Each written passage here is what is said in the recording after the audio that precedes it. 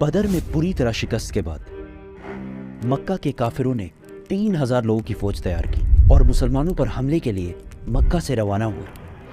مسلمانوں نے بھی مدینہ کے ڈیفنس کے لیے 1000 صحابہ کی فوج تیار کی۔ اب پھر وہی بدر والا سسٹم تھا کہ کافروں کی فوج مسلمانوں سے 3 گنا زیادہ تھی۔ Not a big deal, right? Yes. But اس بار مکہ والوں کی فوج میں ایک ینگ اور ٹیلنٹڈ لڑکا اور بھی تھا جس کا نام تھا خالد۔ رسول اللہ صلی اللہ علیہ وسلم نے مدینہ کے اندر رہ کر لڑائی کرنے کا مشورہ دیا، لیکن زیادہ صحابہ نے کہا کہ مدینہ سے نکل کر اوپن ڈیزرٹ میں لڑائی کرنی چاہیے، اور رسول اللہ صلی اللہ علیہ وسلم نے اپنی رائے چھوڑ کر میجورٹی کی رائے مانی اور مدینہ سے 1000 صحابہ لڑائی کے لیے روانہ ہوئے۔ رسول اللہ صلی اللہ علیہ وسلم نے اس فوج کو 3 گروپس میں ڈیوائیڈ کیا: مہاجرین، اوس اور خزرج۔ 1000 صحابہ میں سے صرف 100 کے پاس باڈی آرمر اور شیلڈز وغیرہ تھے اور صرف 50 گھوڑے تھے۔ اس کے مقابلے میں 3000 مکہ کی فوج آ کر احد کے مقام پر رکی اور مسلمانوں کا انتظار کرنے لگی۔ اس فوج کے سینٹر کو ابو جہل کے بعد مکہ کا نیا سردار ابو سفیان لیڈ کر رہا تھا۔ ان کے لیفٹ سائڈ پر ابو جہل کا بیٹا اکرمہ اور رائٹ سائڈ پر 33 ایئر اولڈ خالد بن ولید گھوڑوں کے ساتھ لیڈ کر رہا تھا۔ مکہ کے 3000 فوجیوں سے لڑنے کے لیے جب 1000 صحابہ احد پہنچے، عبداللہ بن ابی سب سے بڑا منافق نے کہا کہ ہم تو نہیں لڑیں گے بھائی، یہ تو خودکشی ہے۔ عبداللہ بن ابی اور اس کے 300 ساتھی مسلمانوں کی فوج سے الگ ہو گئے۔ یہ ایک پری پلانڈ سازش تھی یا جو بھی تھا۔ اب مسلمان صرف 700 رہ گئے اور ان کے سامنے 3000 کی فوج کھڑی تھی۔ رسول اللہ صلی اللہ علیہ وسلم نے 50 آرچرز تیر انداز اس پہاڑ کے اوپر بھیجے تاکہ مکہ والے پہاڑ کے پیچھے سے حملہ نہ کر سکیں، اور ان 50 لوگوں کو کلیئر آرڈر دے دیا کہ اگر تم دیکھو کہ مسلمان جنگ جیت چکے تم نے پہاڑ سے نہیں اترنا، اور اگر تم دیکھو کہ مسلمان ہار گئے ہیں اور پرندے ان کے جسموں کا گوشت کھا رہے ہیں تب بھی تم نے اپنی جگہ سے نہیں ہلنا۔ کافروں کی فوج سے ایک بندہ سامنے آیا اور مسلمانوں کو چیلنج کیا۔ حضرت علی نے جا کے پھر اس کا بھائی سامنے آیا اور حضرت حمزہ نے اس کو بھی ختم کر دیا۔ پھر وہاں سے آتے گئے اور مسلمان ساروں کو مارتے رہے۔ اسی کے ساتھ دونوں فوجوں نے حملہ کر دیا۔ پہلے لڑائی تھوڑی سخت ہوئی، لیکن آہستہ آہستہ صحابہ ان کو کرش کرتے گئے اور مکہ والے حوصلہ ہارنے لگے اور تھوڑی سی لڑائی کے بعد بدر کی طرح میدان سے بھاگنے لگے۔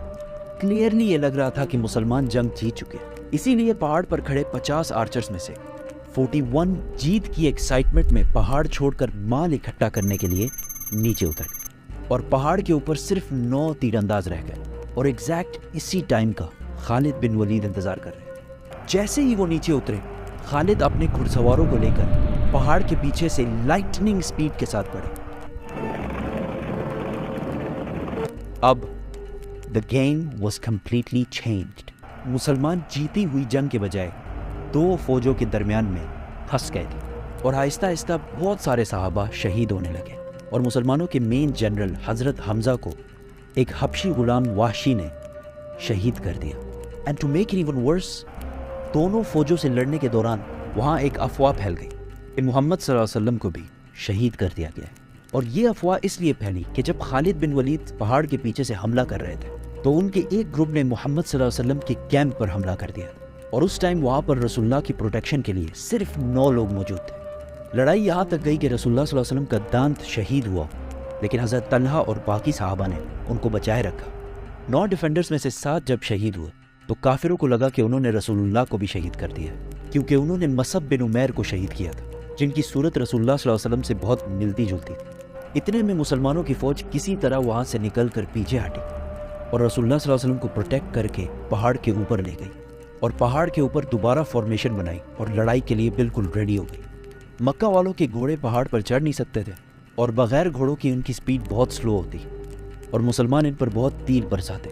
تو ابو سفیان نے فیصلہ کیا کہ بس اتنا کافی ہے، ہم بس یہاں سے واپس مکہ چلے جائیں گے۔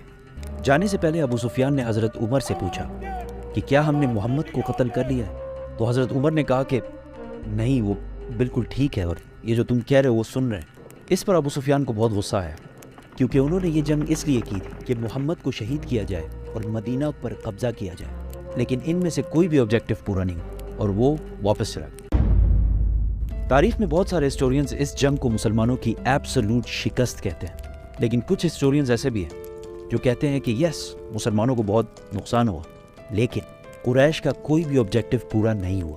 इस जंग से मुसलमानों को बहुत नुकसान हुआ, लेकिन एक चीज़ मुसलमानों ने इससे सीखी कि जंग के दौरान कभी भी अपने लीडर के ऑर्डर के खिलाफ नहीं जाना। और फिर आने वाले सालों में बड़े बड़े सुपर पावर्स के साथ इनकी लड़ाई में कभी भी मुसलमानों ने किसी भी लीडर की खिलाफ वर्जी नहीं की। मक्का की फौज वापस तो चली गई, लेकिन इस बार अबू सुफियान ने पूरे अरब से 10,000 की फौज जमा करके मुसलमानों पर हमले की तैयारी शुरू कर दी।